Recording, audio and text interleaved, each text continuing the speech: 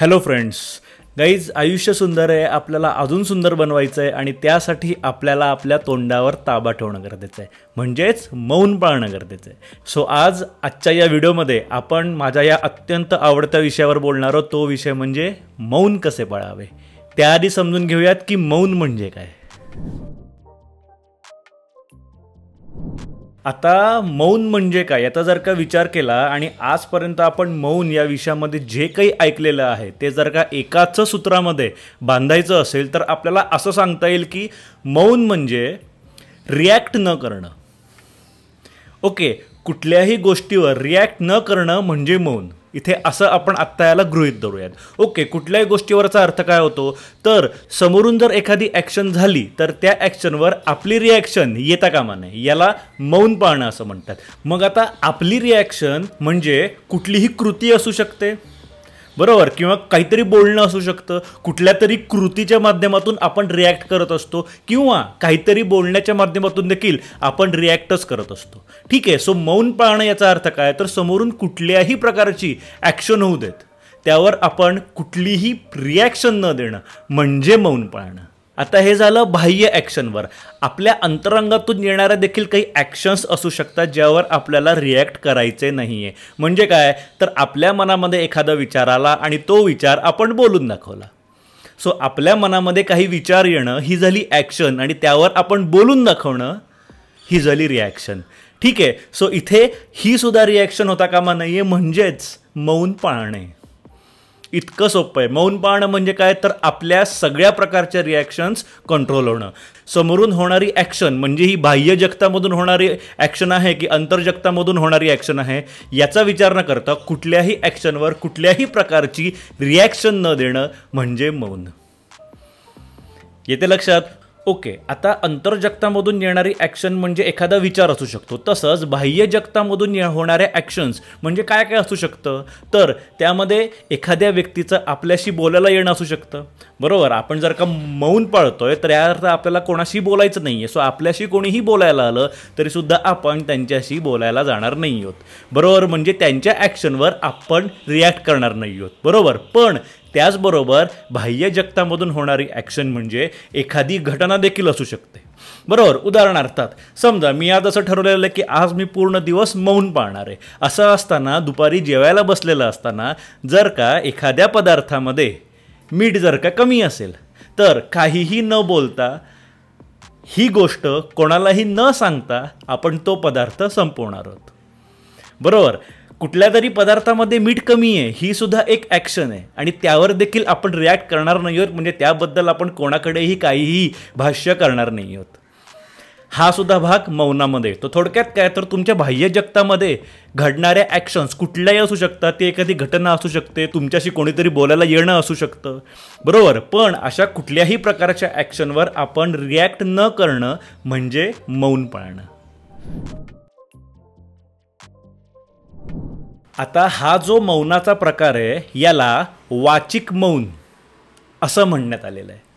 Okay, अध्यात्मामध्ये मौनाचे 3 मुख्य प्रकार सांगण्यात आलेले आहेत. त्यापैकी सगळ्यात पहिला प्रकार म्हणजे वाचिक मौन. तो आत्ता आपण समजून घेतला की वाचिक मौन म्हणजे काय असतं, बरोबर. त्याचबरोबर अजून 2 गोष्टींना देखील अध्यात्मामध्ये मौन असं म्हणण्यात आलेलं आहे. ठीक आहे. त्यापैकी नंबर 2ची गोष्ट म्हणजे मानसिक मौन. ओके, मानसिक मौन म्हणजे काय असतं तर बाह्य जगतामध्ये घडलेल्या एखाद्या गोष्टीवर, एखाद्या घटनेवर किंवा कोणाच्या तरी काहीतरी बोलण्यावर म्हणजे बाह्य जगामध्ये घडलेल्या एखाद्या ॲक्शनवर आपण मानसिक लेवलला सुद्धा रिॲक्ट न देणं. मानसिक लेवललाचा अर्थ काय तर एखादी घटना घडते, एखादी गोष्ट घडते, त्यावर आपण लगेच ओव्हरथिंक करायला सुरुवात करतो. एखादी घटना घडते, ती घटना घडलं असता आपण मानसिकदृष्ट्या अशांत होतो, अस्वस्थ होतं, आपलं मन विचलित होतं, आपल्या मनामध्ये नकारात्मक भावना निर्माण होऊ शकतात, बरोबर. यालाच एखाद्या गोष्टीवर मानसिकदृष्ट्या रिॲक्ट करणं असं म्हणतात. ठीक आहे. सो मानसिक मौन याचा अर्थ असा होतो की कुठलीही घटना घडो, कोणीही येऊन काहीही जरी बोललं आपल्याला तरीसुद्धा त्यावर मानसिकदृष्ट्या रिॲक्ट न करणं म्हणजे त्यांच्या कुठल्याही गोष्टीमुळे आपलं मन अस्वस्थ न होऊ देणं. कुठलीही घटना घडली तरी आपलं ओव्हरथिंकिंग होता कामा नये, कोणीही काही बोललं तरी त्यावर आपण जास्त विचार देता कामा नये. येते लक्षात? थोडक्यात बाह्य जगतामध्ये कुठलीही घटना घडली तरी त्याचा परिणाम अंतर्जगतामध्ये न होणं, मानसिक लेवलला न होणं, याला मानसिक मौन असं देखील म्हणणं गेलेलं आहे. थोडक्यात एखाद्या व्यक्तीचं जेव्हा मन शांत होतं तेव्हा त्याला ही व्यक्ती मौनापर्यंत पोचलेली आहे, मौनाच्या पातळीपर्यंत पोचलेली आहे असं म्हटलं जातं. सो इथे मानसिक मौन याचा अर्थ मन शांत होणं असं म्हणतात. आणि आता नंबर 3चं मौन म्हणजे आध्यात्मिक मौन. आध्यात्मिक मौनचा अर्थ काय होतो तर जेव्हा एखाद्या व्यक्तीचे खूप जास्त सायकोलॉजिकल पॅटर्न्स इरेज होतात, जेव्हा एखादी व्यक्ती स्पिरिच्युअल प्रॅक्टिस करते, साधना करते, उपासना करते, मेडिटेशन करते, प्राणायाम करते, नामस्मरण करते, जेव्हा एखादी व्यक्ती खूप जास्त स्पिरिच्युअल प्रॅक्टिसेस करते तेव्हा एक वेळ अशी येते की त्या व्यक्तीचे खूप जास्त प्रमाणामध्ये सायकोलॉजिकल पॅटर्न्स इरेज होतात. अशा लेवलला पोचल्यानंतर, अशा पातळीपर्यंत पोचल्यानंतर त्या व्यक्तीचं अंतर्जग हे बाह्य जगतापासून पूर्णपणे डिस्कनेक्ट होतं. येते लक्षात? त्या व्यक्तीच्या आयुष्याचा आणि बाह्य जगताचा काहीही संबंध राहत नाही. ठीक आहे, किंवा त्या व्यक्तीचं आयुष्य आता बाह्य जगतावर अवलंबून सुद्धा राहत नाही. या लेवलला जेव्हा एखादी व्यक्ती पोचते तेव्हा त्याला आध्यात्मिक मौन असं म्हणलं जातं. येते लक्षात? किंवा काही ठिकाणी असं देखील म्हणण्यात आलेलं आहे की हीच अवस्था ही आत्मसाक्षात्कारासारखी अवस्था असते किंवा आत्मसाक्षात्काराचीच अवस्था असते. ठीक आहे, सो या अवस्थेला काही ठिकाणी मौन, एक्स्ट्रीम लेवलचं मौन म्हणजे आध्यात्मिक मौन असं म्हणण्यात आलेलं आहे की जिकडे कुठलीच रिॲक्शन होत नाही आहे. म्हणजे उद्या माझ्या हे शरीर नष्ट झालं तर काय होईल असा विचार मनात आला असता मी घाबरायला हवं. बरोबर, मी या मृत्यू नावाच्या गोष्टीला घाबरायला हवं, पण या मृत्यू नावाच्या गोष्टीला, त्या घटनेला देखील मी घाबरत नाही आहे. म्हणजे इतक्या मोठ्या घटनेवर देखील मी काहीच रिॲक्ट करत नाही आहे. हे झालं आध्यात्मिक मौन. कारण आता मला हे कळून चुकलेलं असतं की हे शरीर म्हणजे मी नाही आहे, या शरीराचा नाश होणं म्हणजे माझा नाश होणं नाही, आणि त्यामुळे माझी या शरीराच्या बाबतीमध्ये असलेली अटॅचमेंट देखील संपुष्टात आलेली असते. सो वाचिक मौन असो, मानसिक मौन असो किंवा आध्यात्मिक मौन असो, कुठल्याही गोष्टीवर रिॲक्टच न करणं, कुठल्याही प्रकारची रिॲक्शन न देणं म्हणजे मौन पाळणं होय. ठीक आहे, आता यापैकी आपल्याला कुठली गोष्ट कॉन्शियसली करता येणार आहे तर आपल्याला फक्त वाचिक मौनच पाळता येणार आहे. म्हणजे वाचिक मौन. ठीक आहे, बाह्य जगतामध्ये घडलेली घटना असो, एखादी गोष्ट असो किंवा आंतरजगतामधून आलेले विचार असो, कुठल्याही लेवलला झालेली ॲक्शन असो, बाह्य जगतामधली ॲक्शन असो किंवा आंतरजगतामधली ॲक्शन असो, त्यावर कुठल्याही प्रकारची रिॲक्शन न देणं म्हणजे वाचिक मौन, म्हणजे न बोलणं, गप्प बसणं. सो आपण वाचिक मौन पाळू शकतो. आपल्या हातामध्ये फक्त ती एकच गोष्ट आहे. जेव्हा आपण वाचिक मौन पाळायला सुरुवात करतो तेव्हा हळूहळू जेव्हा आपले सायकोलॉजिकल पॅटर्न्स इरेज व्हायला लागतात आणि मन शांत व्हायला लागतं तेव्हा आपोआप मानसिक मौनाला सुरुवात होते. मानसिक मौन किती जणांना ठरवून पाळता येत असेल? बरोबर, आध्यात्मिक मौन तर आपण ठरवून पाळूच शकत नाही. येते लक्षात? सो एकच मौन आपण ठरवून किंवा कॉन्शियसली पाळू शकतो, ते म्हणजे वाचिक मौन. वाचिक मौन म्हणजे काय तर काही नाही, स्वतःच्या तोंडावर ताबा ठेवणं, दॅट्स इट. जेव्हा हे करायला सुरुवात करतो तेव्हा आपोआप आपलं मानसिक मौन व्हायला लागतं, आणि मानसिक मौन व्हायला लागलं की त्याच्यानंतर एक्स्ट्रीम लेवलला जेव्हा सायकोलॉजिकल पॅटर्न इरेज होतात तेव्हा आपोआप आपलं एक वेळ अशी येते की आध्यात्मिक मौनसुद्धा आपण साध्य करू शकतो. सो मौनाचे हे 3 मुख्य प्रकार मौन या गोष्टीमध्ये सांगितलेले आहेत: वाचिक मौन, मानसिक मौन आणि आध्यात्मिक मौन. यामध्ये आपला पूर्ण फोकस हा वाचिक मौन या गोष्टीवर असतो. आता वाचिक मौन पाळल्यामुळे काय काय फायदे होतात ते एकदा जाणून घेऊयात. तर त्यामधला सगळ्यात महत्त्वाचा आणि अत्यंत मोठा फायदा तो म्हणजे संयम. स्वतःवर पूर्णपणे ताबा निर्माण होणं, स्वतःवर पूर्णपणे कंट्रोल मिळवणं. तर मागच्या एका व्हिडिओमध्ये आपण अध्यात्मामध्ये सांगितलेले 3 गुण समजून घेतले: सत्वगुण, रजोगुण आणि तमोगुण. बरोबर, या 3 गुणांचा अर्थ आपण काय जाणून घेतला होता? तर हे 3 गुण म्हणजे आपल्या मनावर किती ताबा आहे हे दर्शवतात. उदाहरणार्थ, एखाद्या व्यक्तीचा त्याच्या मनावर पूर्ण ताबा असेल तर अशा वेळेला त्या व्यक्तीमध्ये सत्वगुण आहे, ती व्यक्ती सत्वगुणी आहे.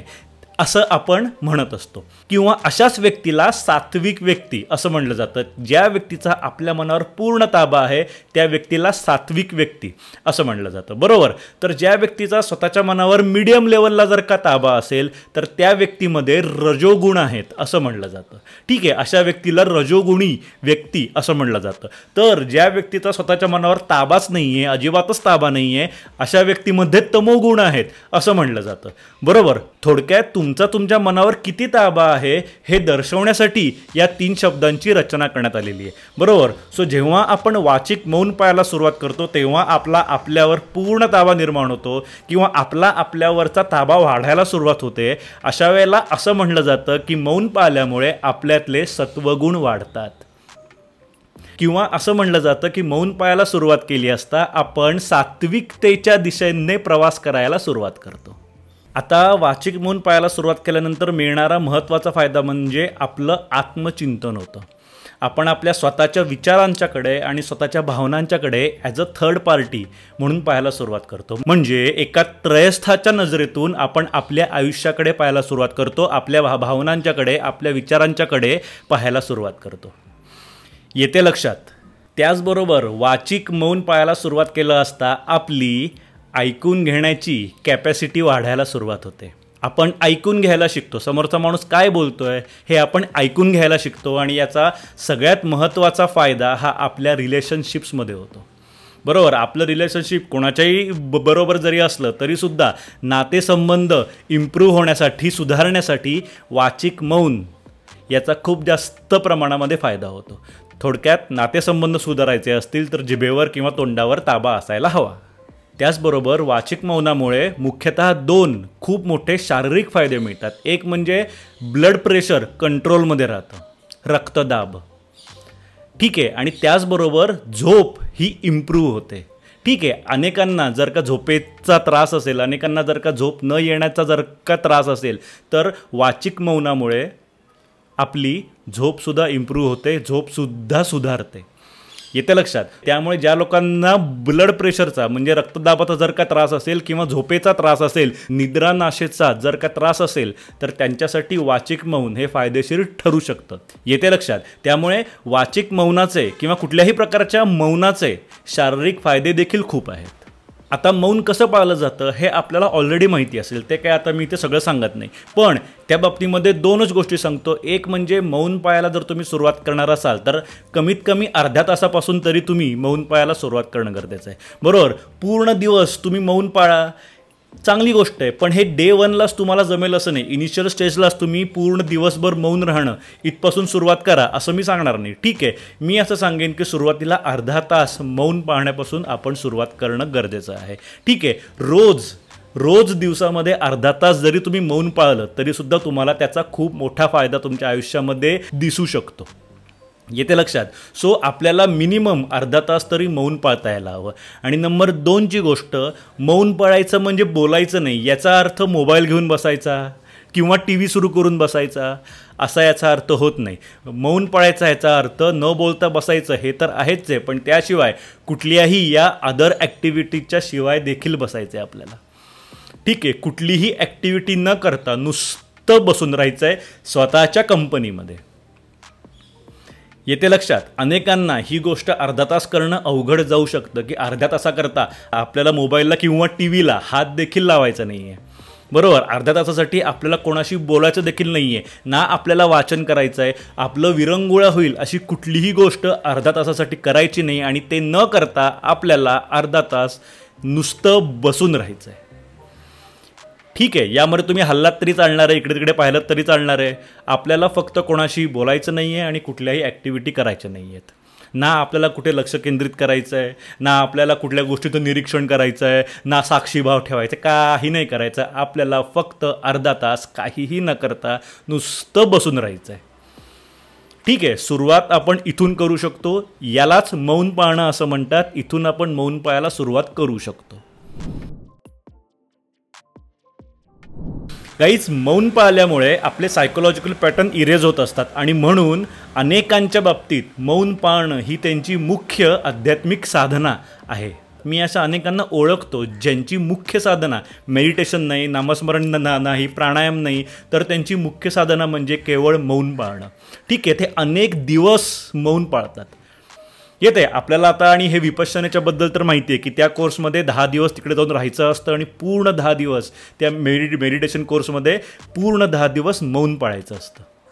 हे आपल्याला माहिती आहे, कारण मौनाला अध्यात्मामध्ये अनन्यसाधारण महत्त्व आहे. मौनाचे फायदे असंख्य आहेत, आपण विचार पण करू शकत नाही एवढे मौनाचे फायदे आहेत. येते लक्षात. आणि त्यामुळे मौन ही गोष्ट आपल्याला ते सगळे फायदे मिळवून देऊ शकतं जे फायदे मेडिटेशनच्यामुळे मिळतात. आणि त्यामुळे जर तुमच्यापैकी काही जणांना ही गोष्ट करायला आवडणार असेल तर तुमची देखील मुख्य साधना म्हणजे मौन पाळणं ही होऊ शकते. सो व्हिडिओ आवडला असेल तर व्हिडिओला लाईक करा, चॅनलला सबस्क्राईब करा. गाईज अनेक जण चॅनलला सबस्क्राईब करत नाही आहेत, व्हिडिओ बघून जात आहेत पण सबस्क्राईब करत नाही आहेत. सो गाईज प्लीज व्हिडिओ पाहिल्यानंतर चॅनलला सबस्क्राईब करा. जर व्हिडिओ आवडला असेल तर चॅनलला सबस्क्राईब करा.